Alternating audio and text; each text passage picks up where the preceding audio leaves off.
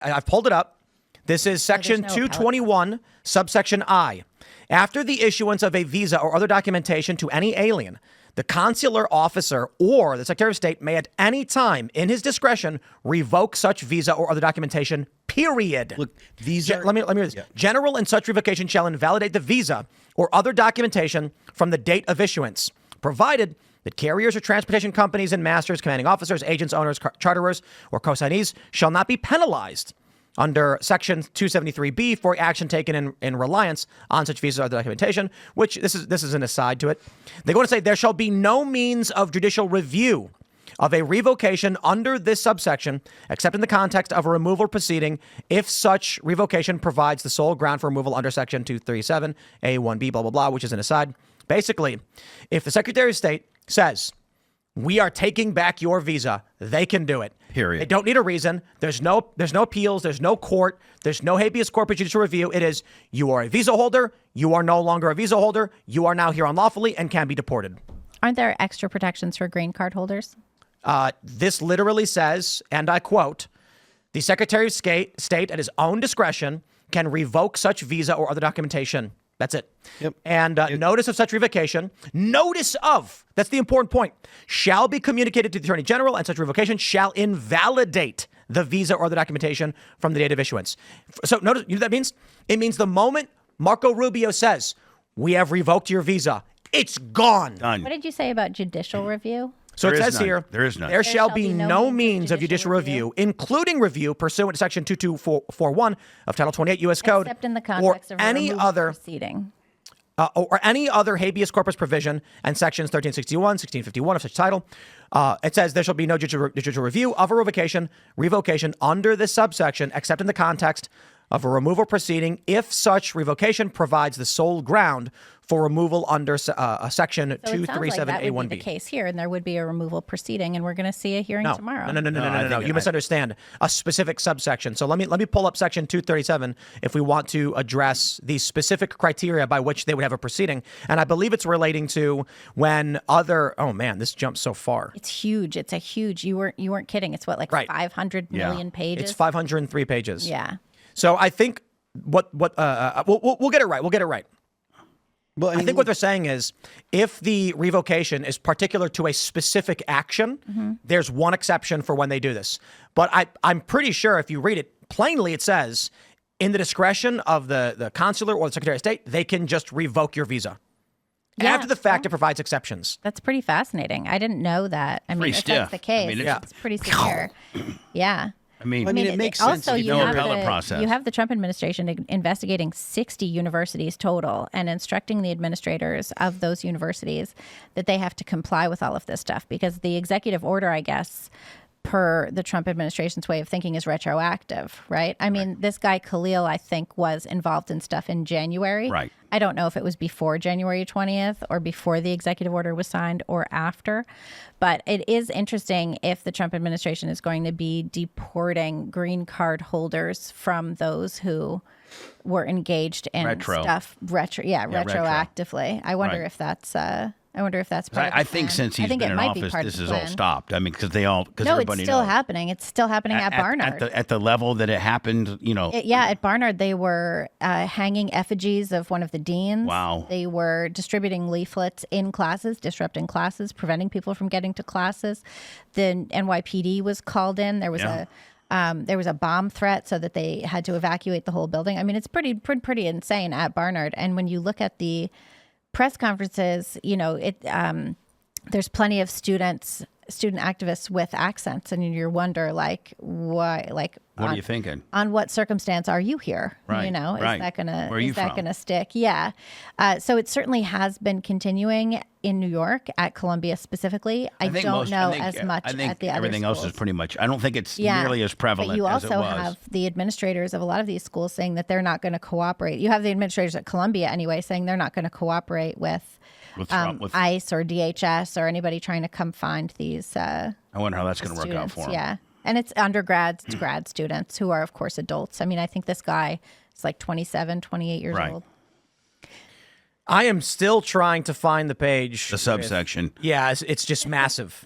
It's not easy to find. I think it's 500 plus pages. The particulars of it, honestly, They're not really all that important to me. Like, there is a legal means to do this. How it's done, whether they get a hearing or not, whatever, I don't care. If they're spouting anti-American rhetoric, right, and they're calling for violence or and the calling destruction for of Western action civilization, against, this calling is for for real. hold on, calling for action against the police, calling for, if they're occupying, private property and stuff like that, get them out. Impeding people Send to them get home. to school. Send them back. If you are here as a guest on a green card, on a visa like that. So if you're an anti-American, beat it. Like, send them the hell out of here. Well, this we guy should has only not been in the make country room for a people year. that are just going to come into this country and try to subvert the United States. He was only here since December 2023. Boy, the which I thought mentality was of- interesting because he finished grad school.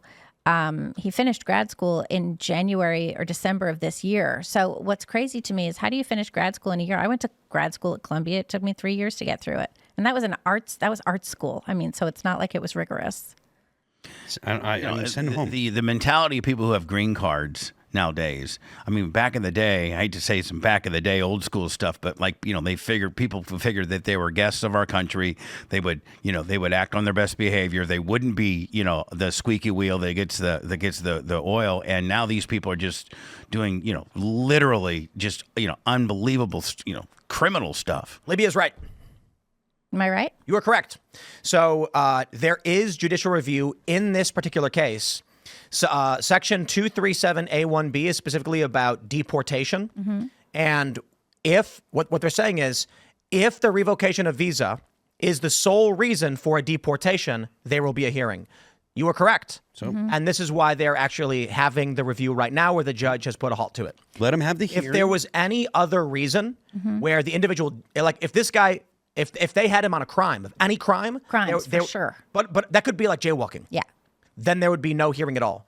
But basically what Trump said was national security issues.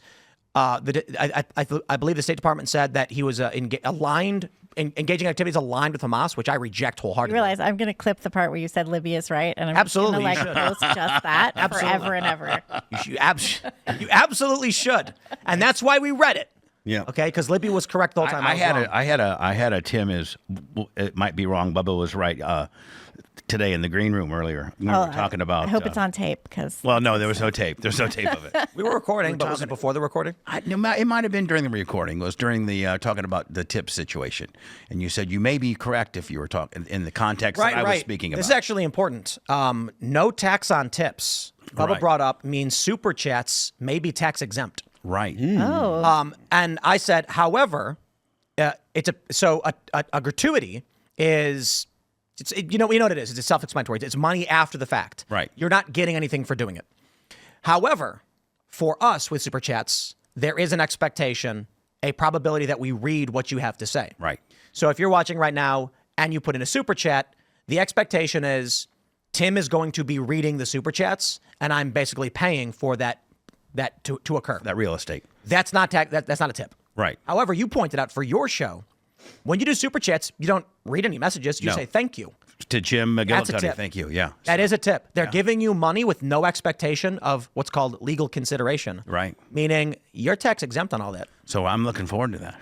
I hope it goes through. That's really interesting. That opens the door to a lot. People need to understand. Oh, yeah. I mean, a lot of people in the content industry. I mean, Yep. A lot. It's crazy how Democrats somehow are against taxes on tips because you had AOC saying that means that every job would become a tip-based job. Great. Yeah. That means pay what you will.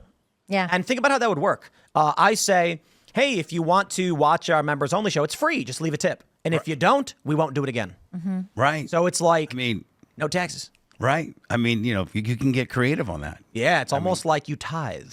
Tithe. We'll do the uncensored Tithe show. to the timcast. Yeah. And then what we do is we say, like, nobody has to give us money, but if we don't make any money doing it from tips, we're not going to do it again. Right. We're not going to be around. Yeah, and look, we know that servers rely on tips for their income. So you are allowed to rely on tips for your income so long as nothing of value is given in exchange. Right. Other than service. No. No, I mean, like as far as a server, they're just serving. So tips come after the service is already completed. Right, that's what I meant. I mean, as far as they're tipping you, I guess, on how well you did your job, potentially. It's just extra money. Have fun. Right. There you go. Freebies. Yeah. Thanks for checking out this clip from Timcast IRL. Make sure to watch the show live Monday through Friday at 8 p.m. Subscribe to this channel, and we will see you all there.